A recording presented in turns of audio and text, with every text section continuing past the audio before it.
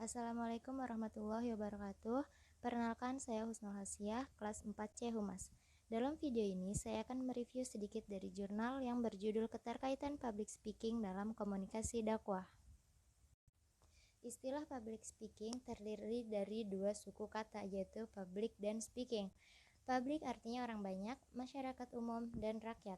Speaking artinya berbicara. Public speaking atau lebih kita kenal dengan istilah berbicara kepada khalayak umum merupakan suatu kegiatan yang berintikan pada interaksi sosial.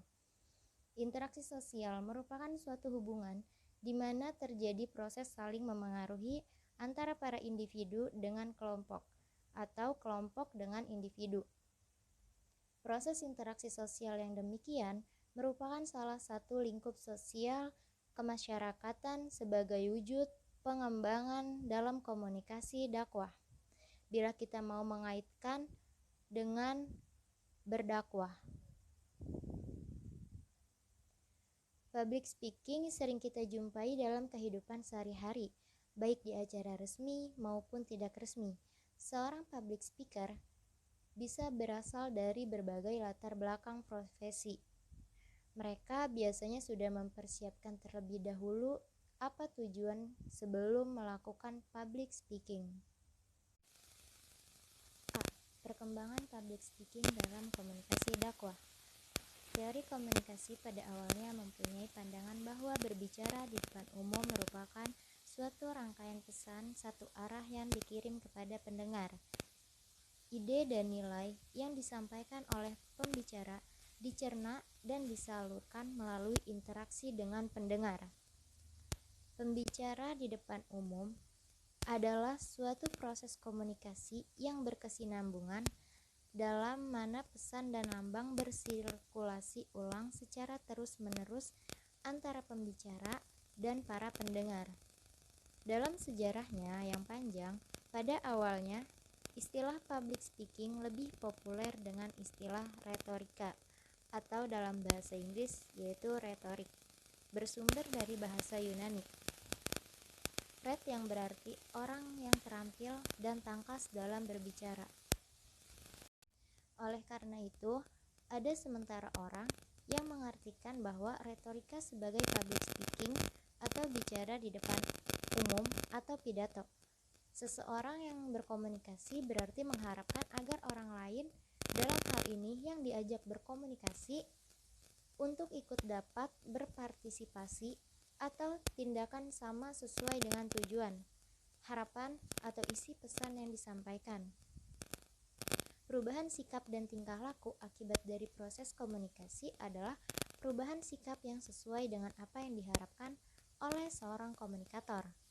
Dengan demikian, apa yang disampaikan oleh komunikator pada komunikasi dakwah akan mempengaruhi sikap komunikan sejauh kemampuan komunikator dalam mempengaruhinya perkembangan dakwah. B. Dasar-dasar public speaking. Ada beberapa hal yang perlu kita perhatikan dalam sebuah dasar public speaking agar nantinya menjadi sarana komunikasi dakwah bisa berjalan dengan baik. Di bawah ini adalah beberapa dasar public speaking yang terkait dengan pertama, yaitu pendengar atau listener. Tujuan berbicara di depan umum adalah memperoleh tanggapan yang bermanfaat dari pendengar atau audiens. Bagaimana cara mereka berpikir, merasakan, atau bertindak sesuai dengan yang diharapkan oleh pembicara. Untuk tercapainya tujuan pembicaraan, Anda harus memperoleh sebanyak mungkin informasi tentang pendengar. Yang kedua, ada pembicara atau speaker. Pengenalan terhadap pendengar merupakan hal yang kritis dalam persiapan dan sepanjang penyampaian suatu pembicaraan. Pembicaraan mengenai kehidupan sosial kampus, misalnya, akan berbeda sebagai pendengar untuk seorang calon mahasiswa dibandingkan dengan seorang alumnus.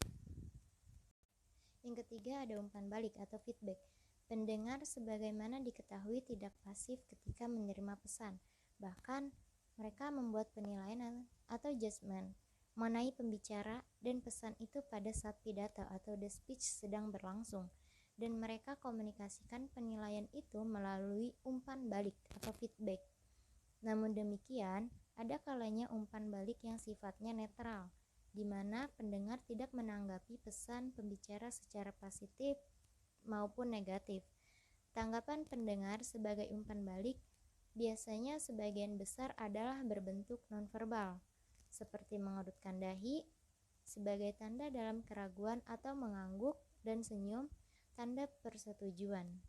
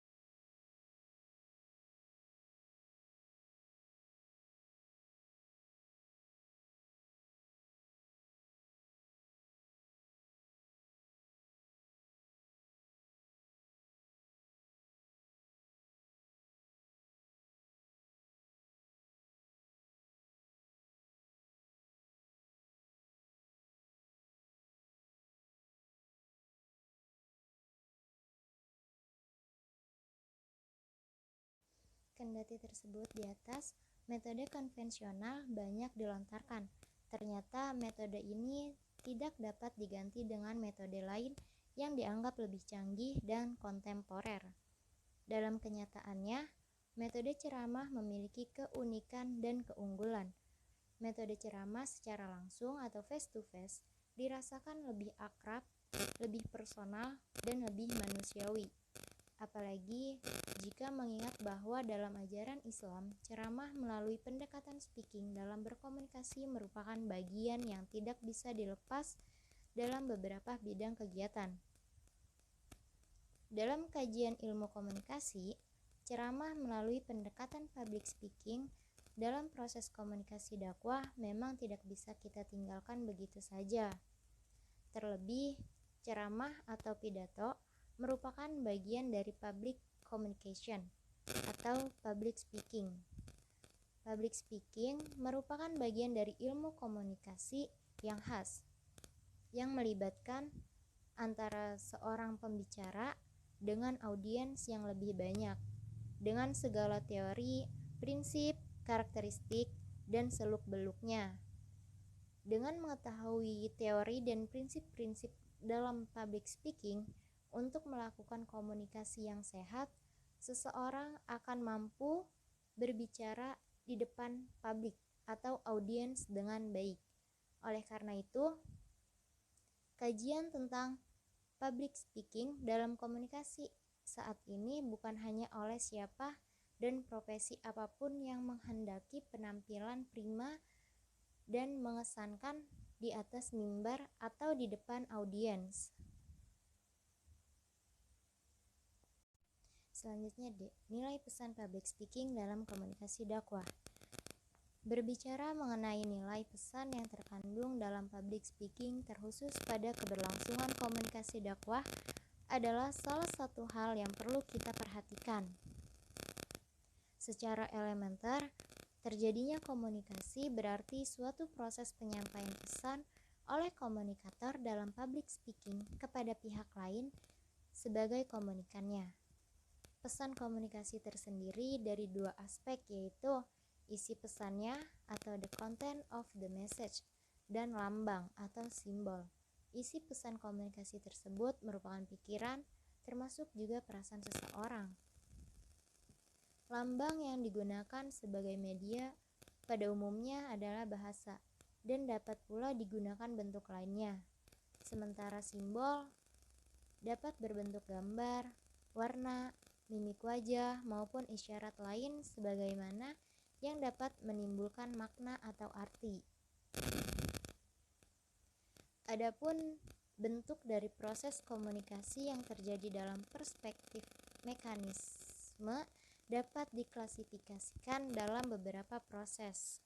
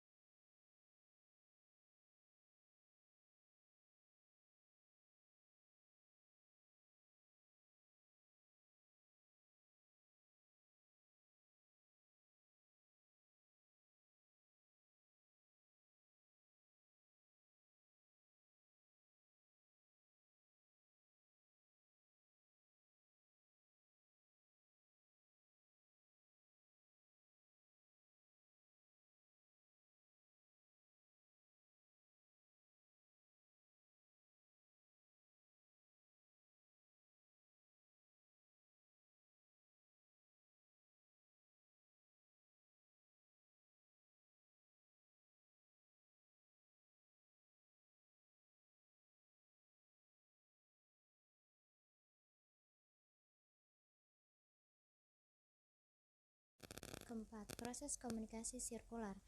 Ini merupakan proses komunikasi yang terjadi umpan balik atau feedback antara arus pesan dari komunikator ke komunikan atau bahkan sebaliknya. Ruslan 2011 halaman 24. Dalam hal ini terjadi respon atau memperoleh suatu tanggapan dari pihak komunikannya. Selanjutnya dalam filsafat komunikasi juga pernah disinggung.